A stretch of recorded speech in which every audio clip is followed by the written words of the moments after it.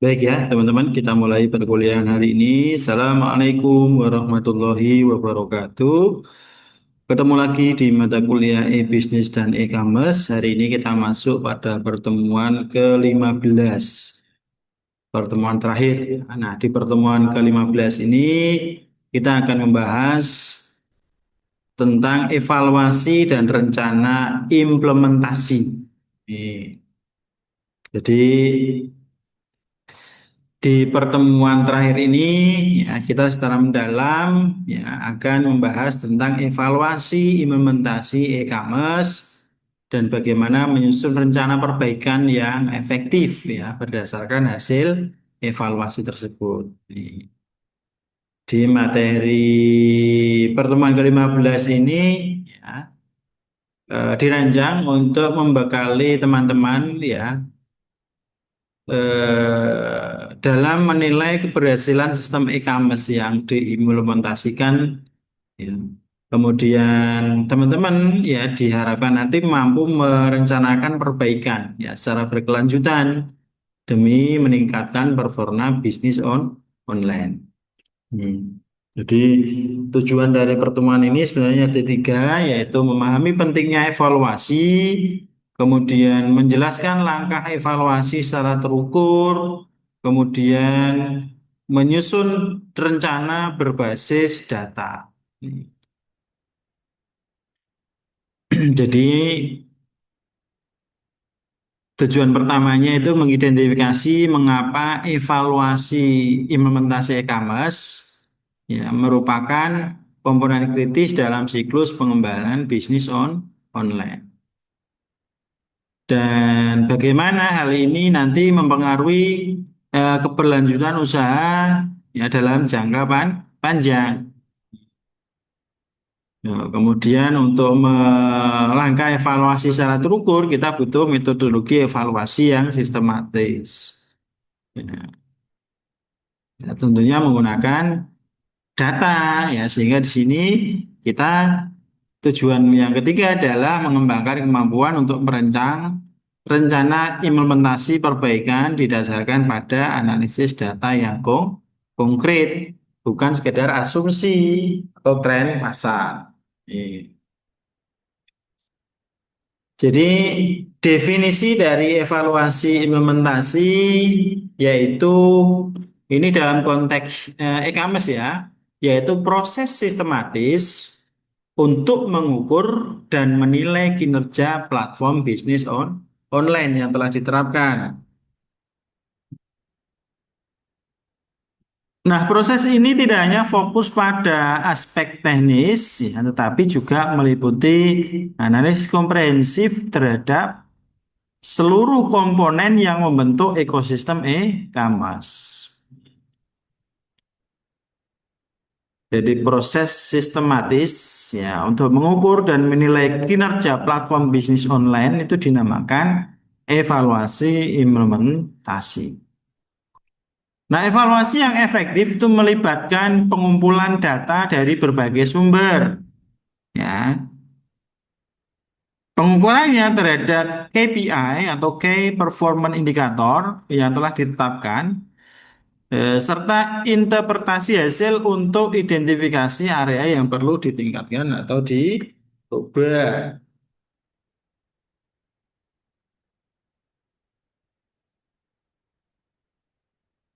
Nah, proses evaluasi itu harus dilakukan secara berkala. Hmm. Jadi untuk memastikan bahwa sistem e-commerce itu tetap relevan dengan kebutuhan pasar dan perubahan perilaku konsumen. Nah, seperti halnya platform e-commerce, contohnya Shopee itu ya. Shopee itu selalu memberikan apa namanya eh, fitur baru ya berdasarkan evaluasi yang ada secara berkala. Jadi nanti ada studi kasus ya. Jadi melalui evaluasi yang terukur, di perusahaan dapat mengukur ya, ROI, kemudian ROI dari investasi teknologi dan melakukan penyesuaian strategis yang diperlukan. Jadi mengapa evaluasi itu penting? Tuh, yang pertama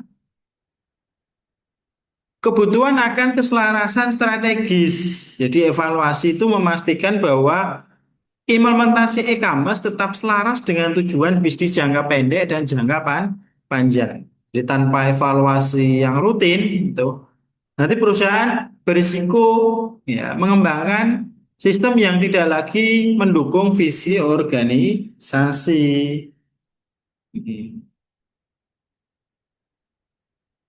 Kemudian identifikasi area perbaikan. Jadi proses evaluasi itu akan membantu mengidentifikasi apa saja kelemahan, kemudian hambatan, dan celah dalam sistem e-commerce yang mungkin tidak terlihat dalam operasional sehari-hari. Nah, hal ini memungkinkan perbaikan yang tepat sasaran.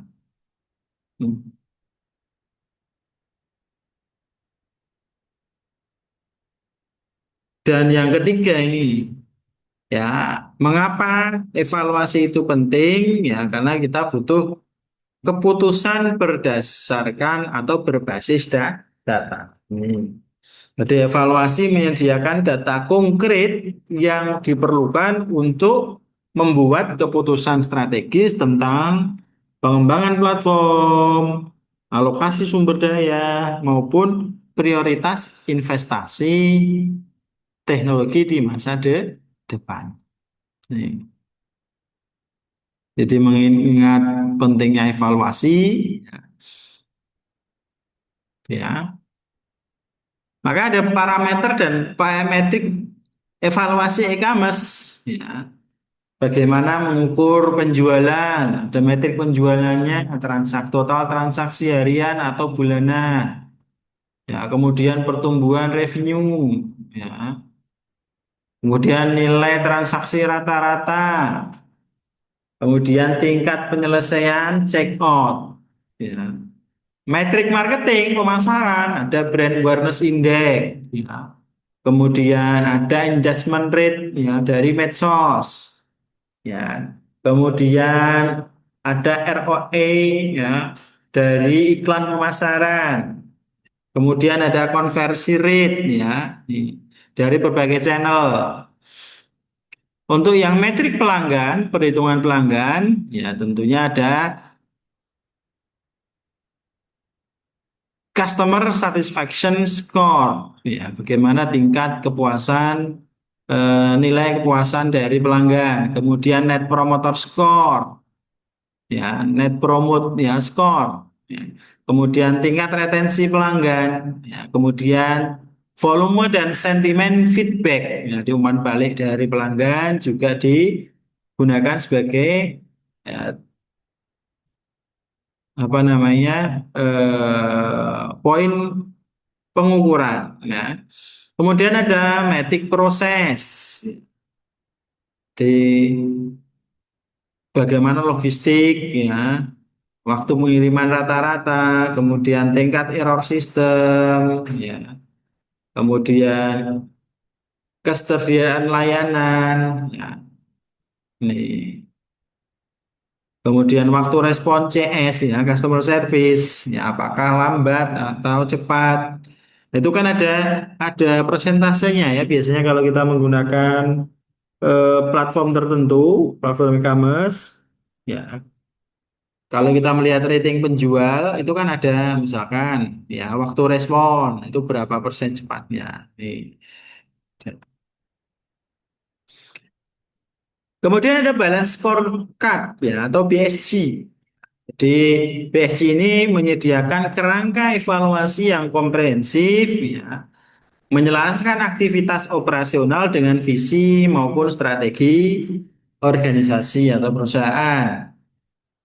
Jadi pendekatan ini memastikan bahwa evaluasi tidak hanya berfokus pada finansial, tapi juga aspek non finansial. Apa saja itu?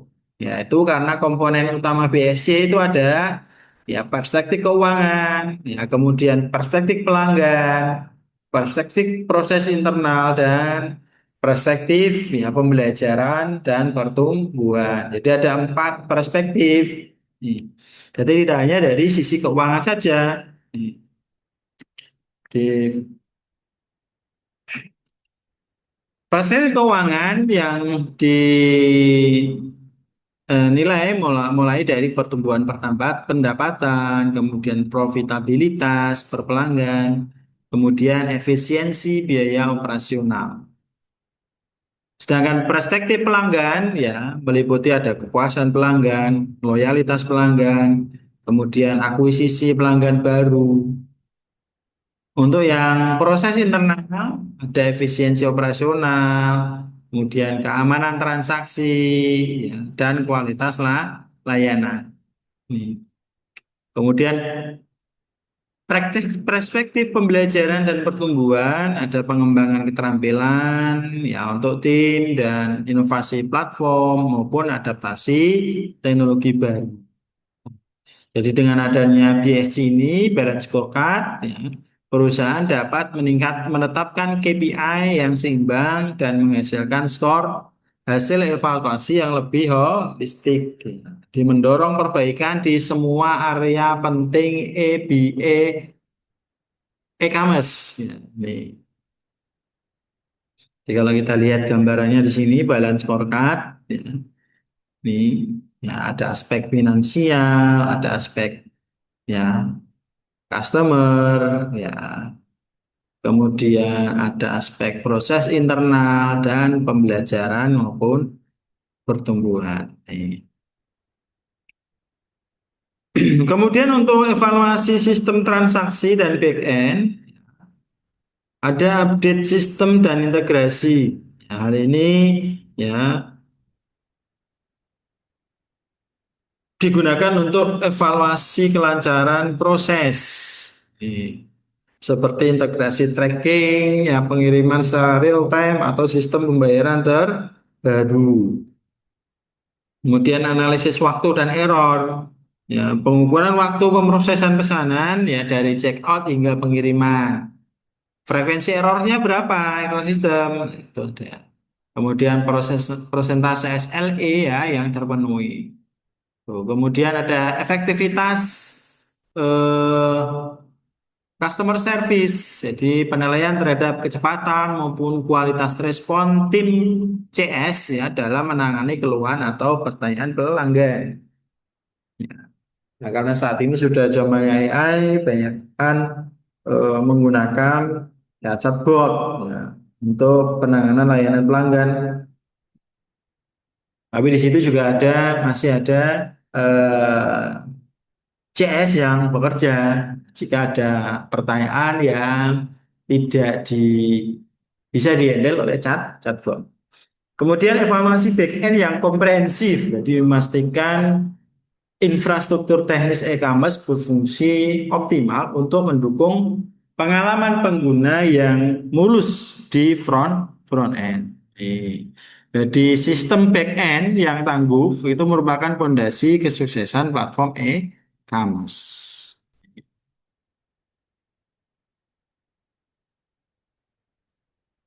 Kemudian evaluasi marketing dan branding, ya tuh ada customer acquisition cost, ya, biaya untuk akuisisi pelanggan, kemudian ada conversion rate, ya, kemudian ada brand recognition, ya, pengenalan brand, kemudian engagement rate. Untuk evaluasi pengalaman pelanggan, nih, karena pengalaman pelanggan itu kan merupakan faktor krusial dalam kesuksesan platform e-commerce. Jadi evaluasi komprehensif terhadap apa aspek eh, pengalaman pelanggan itu membantu mengidentifikasi eh, poin dan area perbaikan yang dapat meningkatkan kepuasan dan loyalitas secara signifikan. Apa saja, yaitu kemudahan navigasi maupun informasi. Ya, di hal ini menilai seberapa mudah pengguna menemukan produk yang dicari. Kemudian kelengkapan informasi produk secara detail dan kejelasan proses checkout-nya. Evaluasi ini sering menggunakan metode heat map, session recording, atau user testing. Kemudian ada survei kepuasan dan loyalitas. Nih, customer satisfaction score, kemudian net promote ya score, ya, memberikan gambaran tingkat kepuasan maupun kecenderungan pelanggan untuk merekomendasikan platform. Kemudian analisis feedback atau umpan balik ya dari pelanggan untuk perbaikan. Jadi semua komentar, ulasan maupun masukan pelanggan itu dianalisis, ya, kemudian diidentifikasi mana area perbaikan yang ada pada user interface, ya.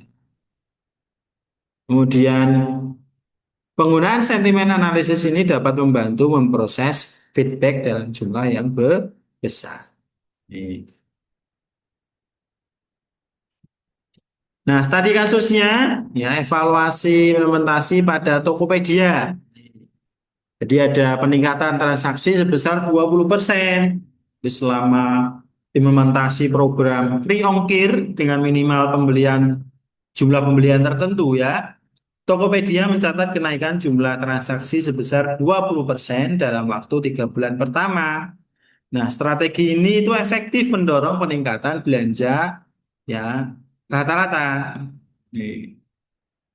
Kemudian ada penurunan keluhan sebesar 30% di integrasi sistem tracking pengiriman otomatis ya, dengan berbagai layanan jasa pengiriman itu berhasil menurunkan jumlah keluhan terkait pengiriman sebesar 30%. Karena fitur ini memberikan transparansi yang dibutuhkan pelanggan tentang status pesanan mereka.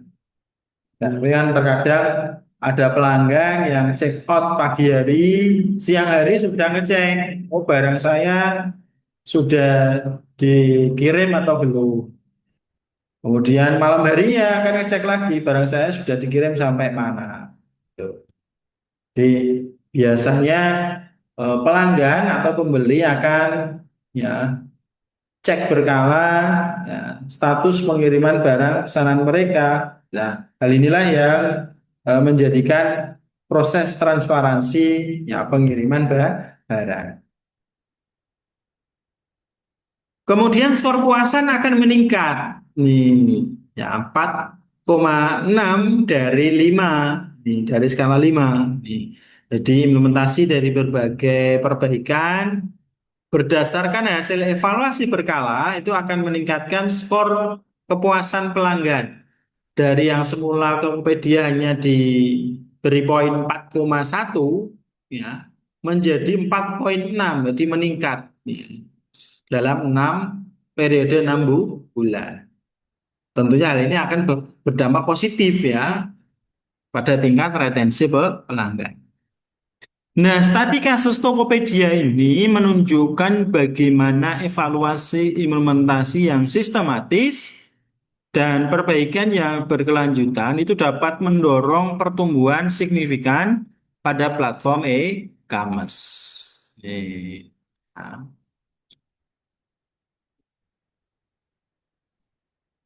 tentu ya ketika kita melakukan evaluasi ada kendala yang dihadapi antara lain data tidak terintegrasi, kemudian kurangnya kolaborasi tim, kemudian resistensi perubahan. Ya. Ini karena resistensi terhadap perubahan itu dari internal perusahaan dapat menghambat implementasi perbaikan. Jadi karyawan yang mungkin merasa nyaman dengan sistem yang ada dan enggan beradaptasi dengan teknologi baru. Ya, ini meskipun perubahan ini ya, perubahan sistem ini diperlukan untuk meningkatkan performa. Nah, langkah untuk menyusun rencana implementasi pasca evaluasi yaitu dan menetapkan prioritas perbaikan. Ya, berdasarkan hasil evaluasi, ya, mengidentifikasi area yang paling dibutuhkan untuk perbaikan, maka di situ diprioritaskan. Nih. Setelah itu menyusun rencana secara terstruktur. Jadi mengembangkan timeline implementasi yang realistis dengan target yang jelas.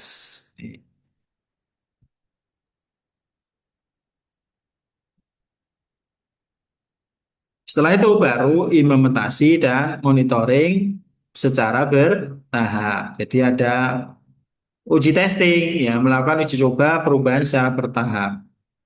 A or B testing, jadi sebelum implementasi dan setelah implementasi bagaimana hasilnya. Jadi pendekatan sistematis dalam menyusun rencana implementasi pasca evaluasi itu memastikan bahwa perbaikan yang dilakukan benar-benar menjawab kebutuhan bisnis dari pelanggan. Contoh lain kalau tadi Tokopedia sekarang sukses story-nya dari Shopee, Shopee Indonesia. Jadi Shopee Indonesia itu telah menunjukkan bagaimana implementasi berbasis evaluasi yang konsisten dapat mendorong pertumbuhan yang signifikan dalam industri e-commerce secara kompetitif. Jadi pendekatan mereka itu berbasis data dan berorientasi pada pelanggan. Hal ini menjadi kunci kesuksesan. Apa saja yaitu evaluasi rutin. Jadi Shopee menerapkan sistem evaluasi rutin setiap kuartal dengan fokus pada metrik utama seperti pertumbuhan GMV, ya, kemudian akuisisi pengguna dan kepuasan pelanggan. Jadi mereka juga responsif terhadap feedback, ya, pengguna dengan respon perbaikan dalam 72 jam. Kemudian ada fitur gamifikasi. Nih, ya, berdasarkan hasil evaluasi tingkat engagement pengguna, Shopee mengimplementasi fitur game, ya, atau gamifikasi seperti Shopee Game dan Koin Shopee. Ya, kan ada koin itu kalau diklik kita dapat eh, gratis ongkir, misal seperti itu. Nah, itu kan seperti game, ya, klik koin. Nah, strategi ini berhasil meningkatkan engagement sebesar 40% dan frekuensi kunjungan ke aplikasi. Jadi semakin banyak atau sering, ya, pelanggan mengunjungi aplikasi Shopee. Yang ketiga ada kolaborasi logistik, jadi evaluasi terhadap proses pengiriman, mendorong Shopee menjalin kemitraan strategis dengan berbagai kurir lokal, ya, dan mengembangkan sistem manajemen logistik secara terpadu. Hasilnya 98% pengiriman memenuhi SLA yang dijanjikan. Ya, karena ketika kita eh, apa namanya berbelanja online melalui Shopee itu biasanya kan ada eh, apa kepastian barang terkirim, ya. Nih, misalkan kita beli hari ini tanggal katakanlah ini tanggal 26, ya, maka di aplikasi akan muncul, ya, eh, barang dipastikan sampai tanggal misalkan 29. Jika tanggal 29 ternyata tidak sampai, maka nanti akan ada eh, apa namanya istilahnya seperti tanggung jawab dari Shopee, ya, berupa pemberian reward pemberian hadiah ke pelanggan. Nih. Nah, panduan praktis rencana implementasi secara berkelanjutan, yang pertama buat SOP evaluasi secara periodik. Jadi kita perlu mengembangkan SOP standar operasional prosedur untuk evaluasi periodik yang mencakup jadwal tetap bulanan atau kuartalan. Kemudian yang kedua melibatkan seluruh stakeholder, ya, di semua bentuk, ya, tim evaluasi lintas departemen. Ya, contohnya seperti perwakilan dari tim IT, tim marketing, tim operasional, kemudian tim customer service. Kemudian yang ketiga adalah memanfaatkan dashboard digital. Karena di dalam dashboard digital kan ada, ya, data analitik, itu bisa kita pakai. Oke, kesimpulannya di pertemuan hari ini adalah evaluasi implementasi e-commerce yang efektif adalah proses berkelanjutan yang memerlukan komitmen dari seluruh organisasi. Melalui evaluasi yang struktur dan berbasis data, perusahaan dapat mengidentifikasi area perbaikan dan mengimplementasi solusi yang tepat untuk meningkatkan performa dari platform mereka. Nah, poin-poin kuncinya adalah evaluasi merupakan kompas yang memandu arah, ya, arah apa? Arah perbaikan dan inovasi berkelanjutan dalam bisnis online. Kemudian adanya pendekatan multidimensi dari sisi keuangan, pelanggan, proses, maupun pembelajaran. Kemudian rencana implementasi harus fleksibel dan adaptif terhadap perubahan teknologi maupun perilaku konsumen.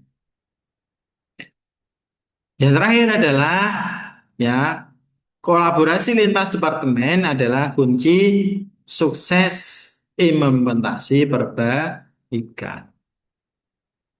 Saya kira demikian apa yang bisa saya sampaikan. Mungkin ada yang ditanyakan.